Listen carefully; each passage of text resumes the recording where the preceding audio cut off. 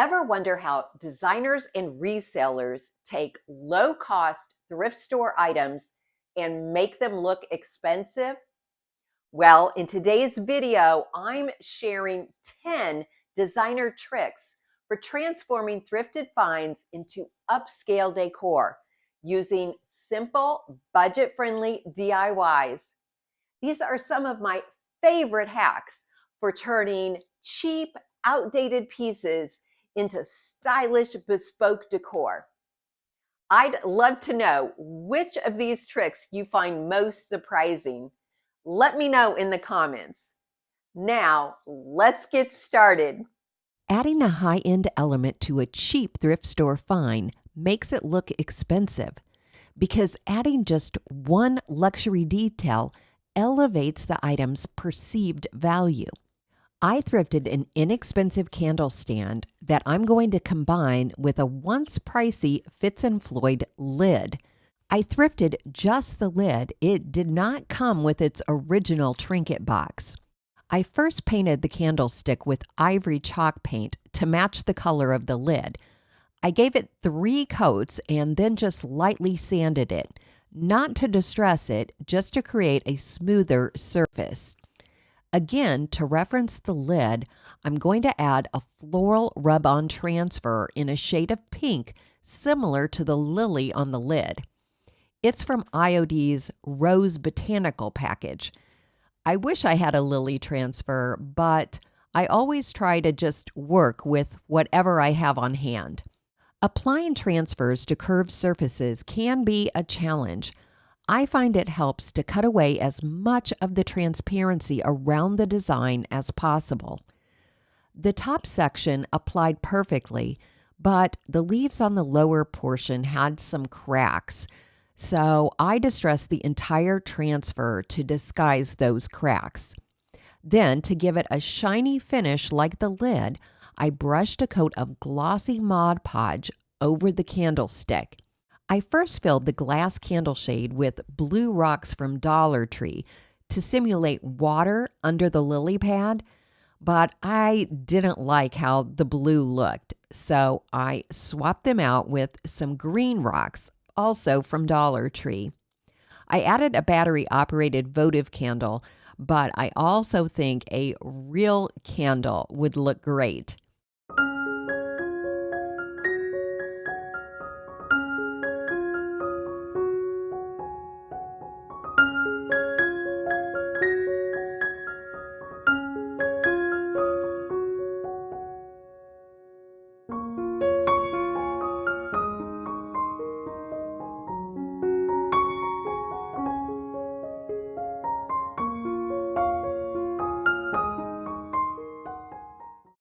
Adding gold or gilding to a thrift store find instantly elevates its appearance because gold has long been associated with sophisticated and upscale decor.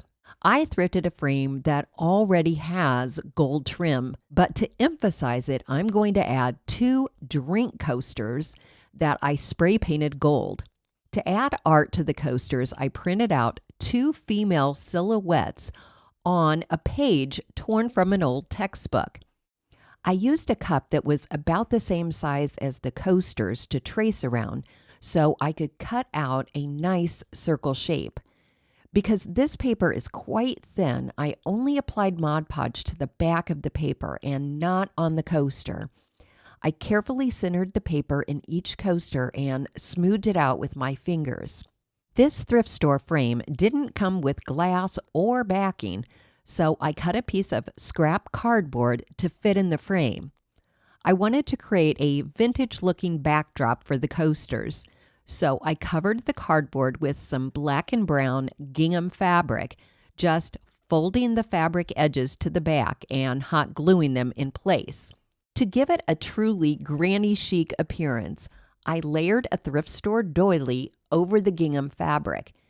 After I had the doily centered, I held it in place and carefully flipped it over. Then I taped down the edges with packing tape and placed the cardboard into the frame, which was a really snug fit. Now that the doily wouldn't move around, I decided to remove the tape and hot glue the doily edges to the cardboard. To clean up the back of the frame, I used spray adhesive to attach a piece of old scrapbook paper, but it wasn't sticking very well to the frame, so I applied paper packing tape around the edges to make sure it stayed put. Then I added a sawtooth hanger to what was once a tabletop picture frame. Now for the final touch, adding the coasters. I decided that hot glue was the best option, applying a good amount to the back of each coaster and pressing it to make sure it adhered both to the doily and to the gingham fabric underneath. There were a few scratches I was noticing in the frame, so to disguise them, I brushed black wax on the scratches and then over the entire frame, wiping away the excess. I didn't like the look of the paper edges inside the coasters, so for a quick fix, I used a gold paint pen along the edges. This only took a minute, but I think it made a big difference.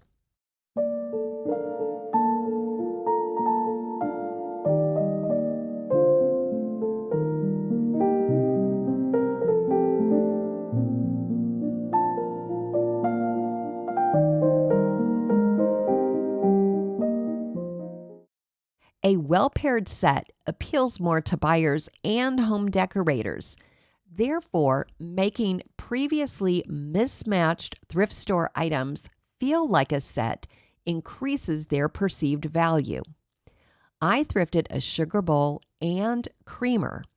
Although different, they were both gold, and I'm going to decorate them as a set to further unite them. I had a small bird nest in my stash, but it was a little too small for how I wanted to use it. To make it larger, I softened some angel hair vine in water and then wrapped it around the nest using florist wire to hold it in place. Then I hot glued it into the opening on the creamer. For additional interest, I added a feather and some small greenery stems. The eggs that came with the nest were too large, so I used smaller ones that I made from some leftover air-dry clay in last week's video. To coordinate the sugar bowl with the creamer, I first hot glued the lid in place, and then I hot glued the spoon in the opening. I twisted a piece of mossy vine around the spoon and added some of the exact same greenery that I used on the creamer. Next, I pulled the clip off of the bottom of a faux bird and hot glued the bird to the sugar bowl handle. Then I hot glued some moss under the bird and around the handle. For a final touch, I trimmed off the transparent border on a Dollar Tree butterfly sticker and hot glued it to the nest.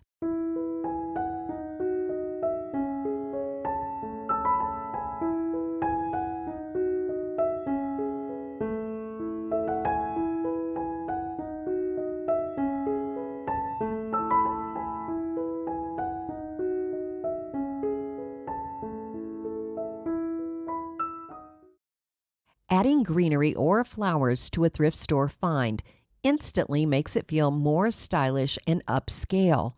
The fresh, natural look makes the piece seem thoughtfully styled rather than just secondhand. This rolling pin is not as old as it looks. I previously painted and distressed the handles red, one of which was broken, so I just glued it in place with wood glue. The florals I'm using were once part of a thrift store garland. I grouped some stems together and twisted a piece of florist wire tightly around them. After they were firmly bunched together, I wrapped florist tape over the wire and over the ends of the stems. To attach the flowers to the rolling pin, I wrapped another strand of florist wire around both the rolling pin and the bouquet and twisted it tightly. Then I added a few more stems under the wire, but going in the opposite direction. To create an easy hanger, I tied the ends of a strand of twine around each handle. Then I tied a strand of ribbon around the center of the rolling pin over the florist wire. Whenever I think I'm done with a project, I often add one more thing. This time I printed out a baking image on cardstock and used a small clothespin to hang it on the twine.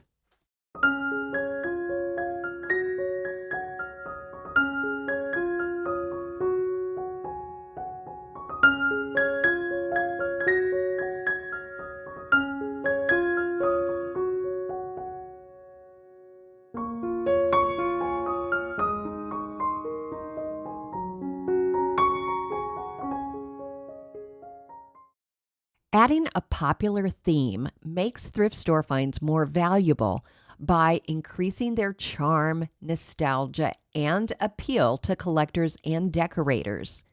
With Easter coming up, I'm going to use a Peter Rabbit theme on this birdhouse planter. I first used an orbital sander to remove the painted design. Then I repainted it with ivory chalk paint. I also painted over the yellow trim pieces with light green chalk paint to coordinate better with the Peter Rabbit images. The original Beatrix Potter illustrations are in the public domain, so I printed out a few on regular copy paper, making sure each image was as wide and tall as the four sides of the birdhouse. I arranged the front piece in place and marked the location of the perch so I could cut slits in that spot to keep the paper from tearing. I brushed Mod Podge on the wood and on the back of the paper and then pressed it in place. I smoothed out the paper first with my fingers and then using the plastic tool that comes with the IOD rub-on transfers, and I cut off some of the extra paper. I first covered just the front and back of the birdhouse and let the Mod Podge dry for about an hour.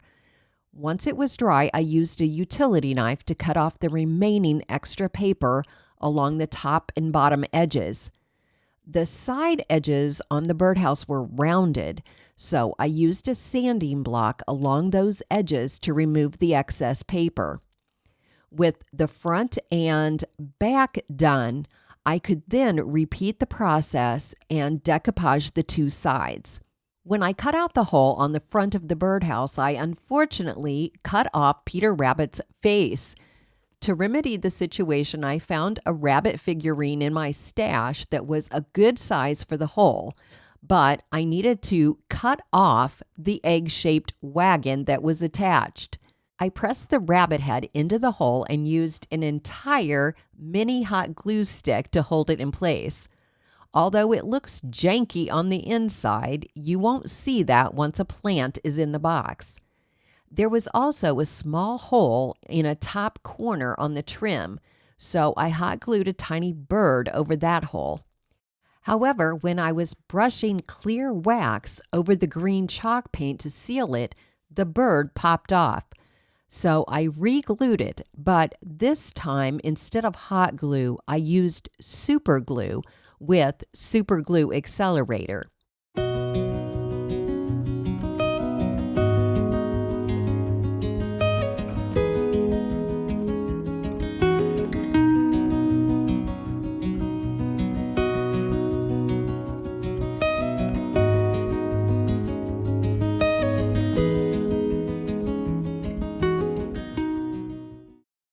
Combining even inexpensive items elevates both pieces, making them look like a custom upscale piece rather than separate thrifty finds. So I'm going to pair this 50-cent box with a thrift store wall sconce. To make the two disparate pieces a uniform color, I painted them both with black chalk paint. The box only needed one coat of paint, but the plastic sconce needed 2 coats for full coverage. Rather than painting the inside of the box, I decoupaged it with pages torn from an old textbook. I brushed Mod Podge in the box and on the back of the paper and pressed it into place. I overlapped pages until the interior of the box was completely covered. Once the Mod Podge was dry, I used a sanding block along the box edges to remove any excess paper.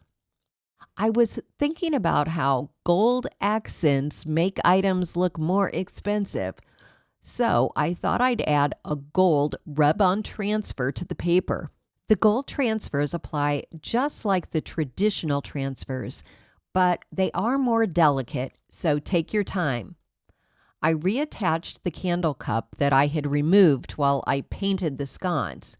I thought the top of the sconce needed a touch of gold too, so I used Gorilla Glue Clear Gel to attach a photo corner, which I just happened to have in my crafting supplies. I considered using a small hinge to attach the sconce to the box, but the sconce fit the box so perfectly that I just added a small screw to the top of the box where the sconce's sawtooth hanger could grab onto. Then I just needed to add a sawtooth hanger to the back of the box so it would hang on the wall. Finally, I brushed antiquing wax over both pieces to seal and protect the chalk paint. I like to use antiquing wax over black paint because I think it adds extra dimension. Then I was ready to add some cute decor items inside the box.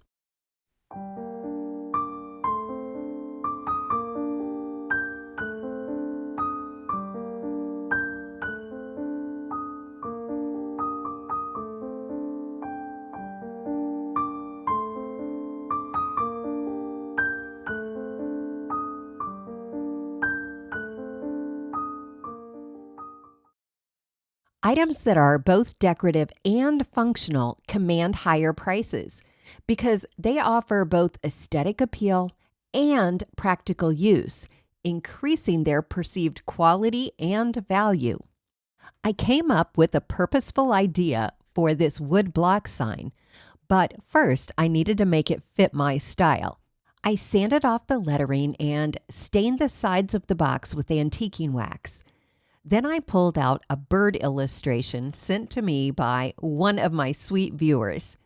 To decoupage it to the front of the box, make sure you apply Mod Podge to the wood and to the back of the paper because freshly sanded wood will really soak up the Mod Podge.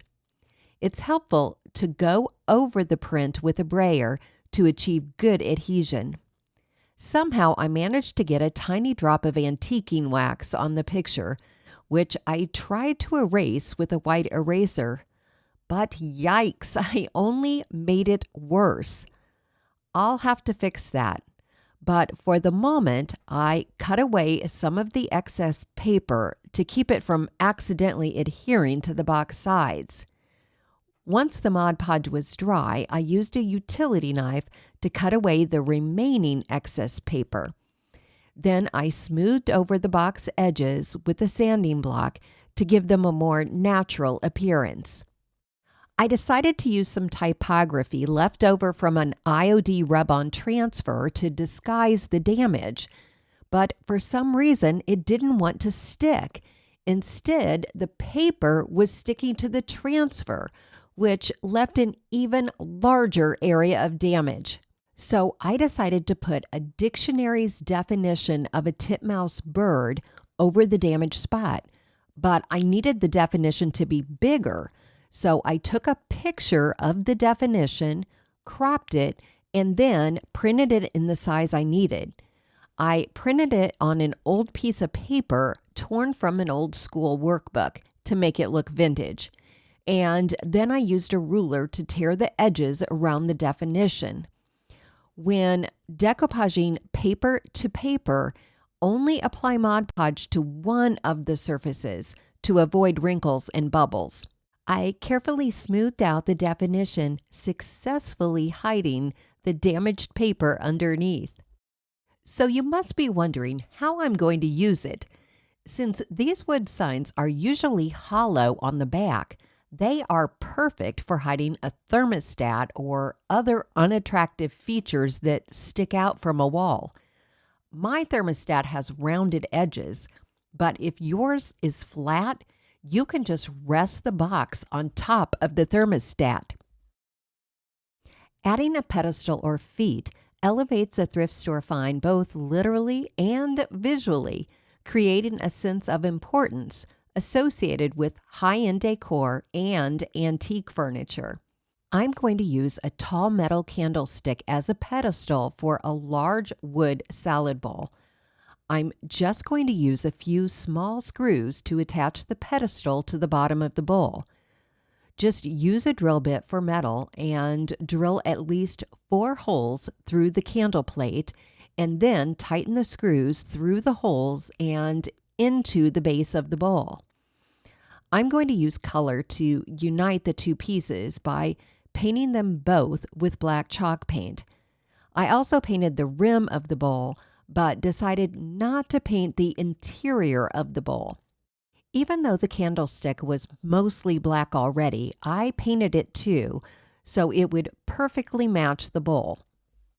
Once the black paint was dry, I brushed on 2 coats of a pretty blue chalk paint.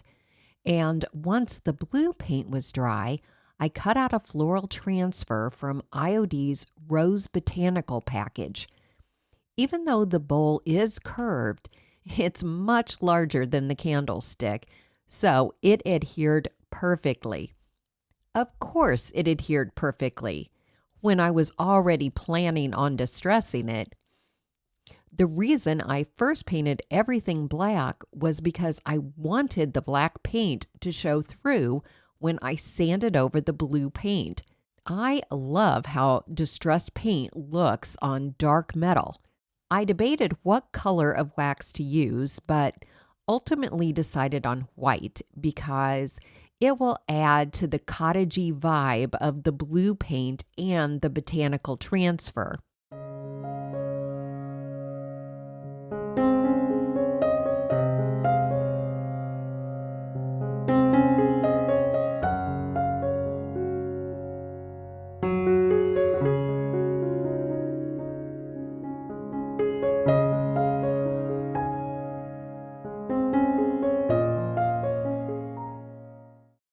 We all know that upgrading the frame on a print or piece of art makes it look more expensive.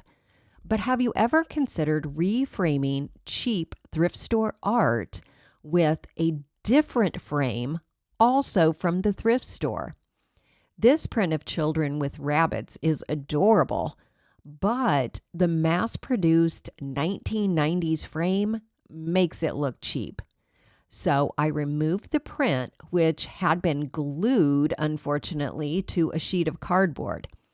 I'm going to put it in a vintage oval frame.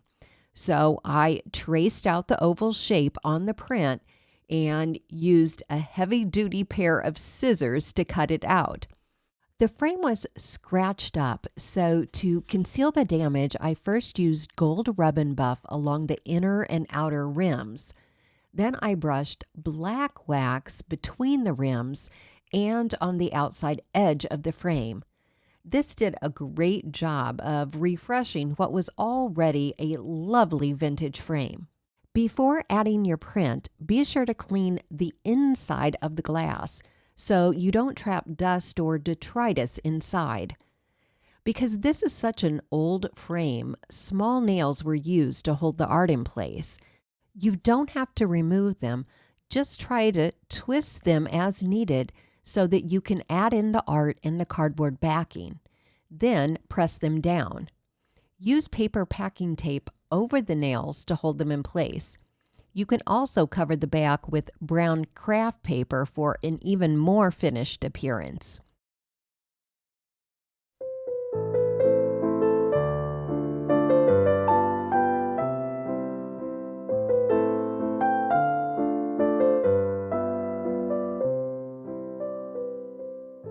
Mixing and combining materials in a thrift store upcycle adds depth, contrast, and a designer touch, making the piece look custom and high-end.